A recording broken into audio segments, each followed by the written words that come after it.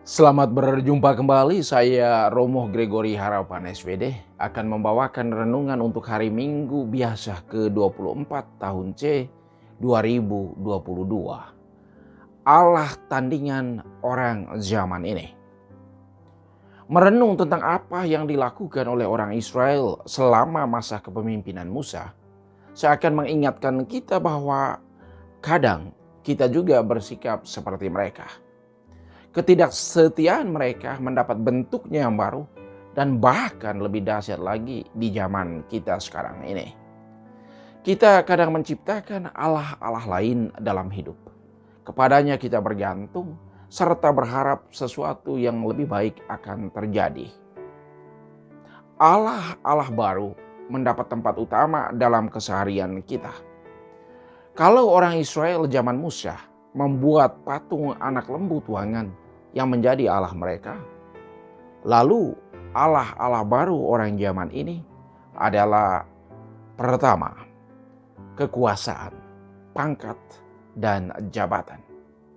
Orang berjuang supaya memiliki kekuasaan seluas-luasnya. Kita lihat saja konteks Indonesia saat ini.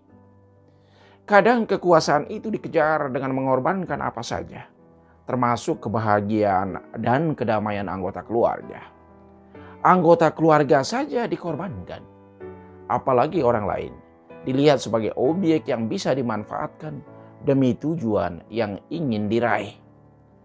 Padahal manusia, siapapun dia, tidak pernah boleh dikurangi haknya, apalagi dijadikan objek dari sesamanya.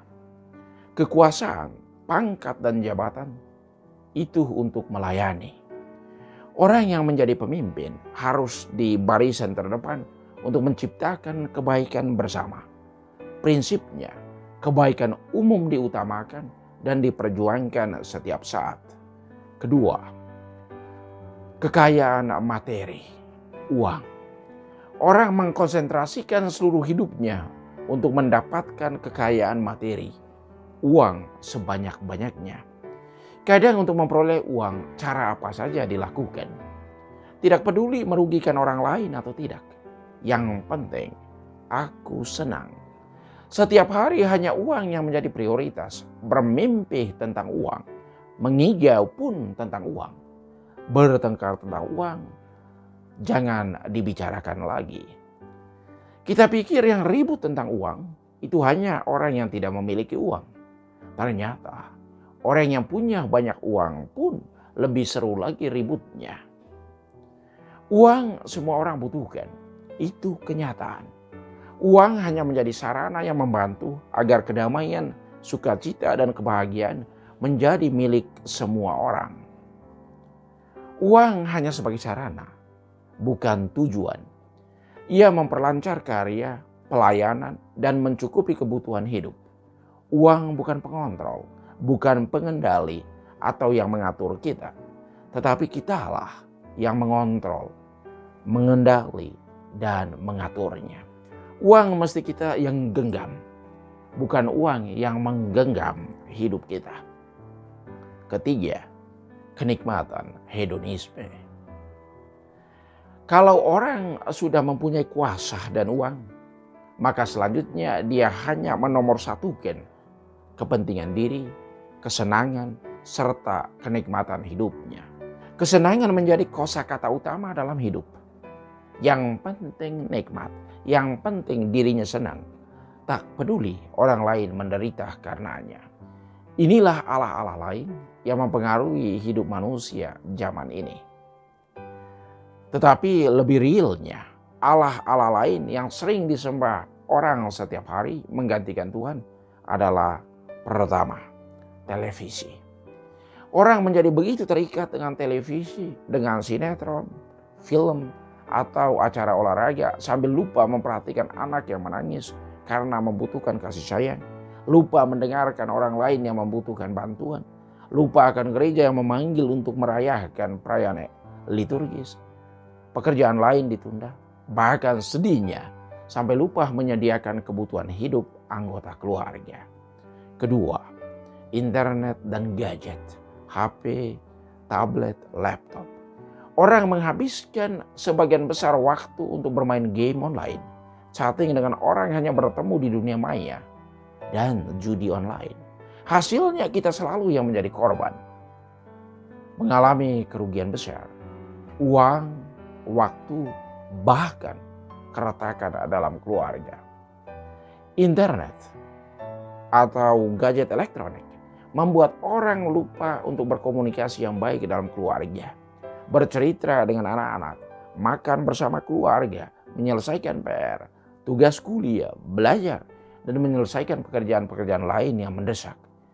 Banyak anak yang larut malam baru tidur karena main game. Akibatnya, tugas sekolah terlantar, ngantuk saat sekolah, atau bahkan bolos sekolah.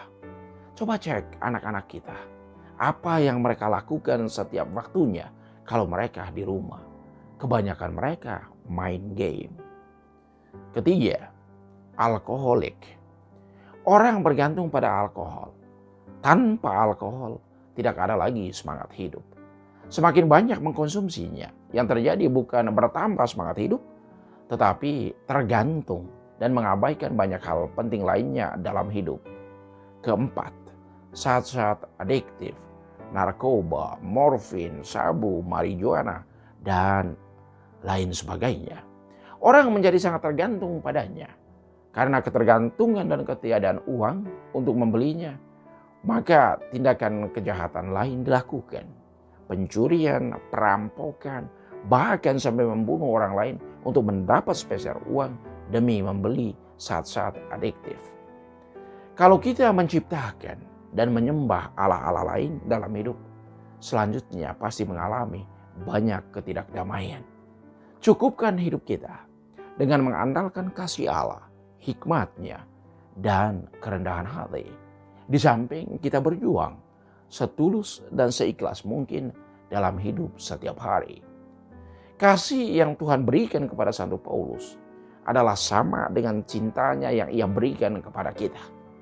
Santo Paulus mengalami kebesaran kasih Yesus karena dia mau bertobat. Bukan dengan kata, tetapi dengan cara hidupnya sendiri. Santo Paulus menerima rahmat yang begitu besar dari Yesus karena ia benar-benar meninggalkan manusia lama dan hidup sesuai dengan kasih karunia Tuhan. Ia tidak mau digenggam oleh masa lalunya. Santo Paulus menghidupi semangat pertobatannya. Ia berjalan terus menuju masa depan bersama Yesus yang dia imani. Yesus mengangkat Santo Paulus dari keterpurukannya untuk menjadi sarana rahmat bagi orang lain. Tuhan terus menggunakan kita untuk menjadi sarana yang membawa keselamatan kepada orang lain. Setiap kita adalah sarana keselamatan untuk sesama. Seperti Musa adalah sarana keselamatan untuk orang Israel, maka demikianlah setiap kita yang mengikuti Kristus harus menjadi sarana yang menyelamatkan untuk orang lain. Yesus telah menyelamatkan Santo Paulus, maka Yesus juga akan menyelamatkan kita dari segala situasi kedosaan yang kita alami. Yang kita perlukan yaitu bertobat. Yesus menerima orang berdosa untuk menjadi pendengarnya dan makan bersama dengan mereka, pemungut cukai dan orang-orang berdosa.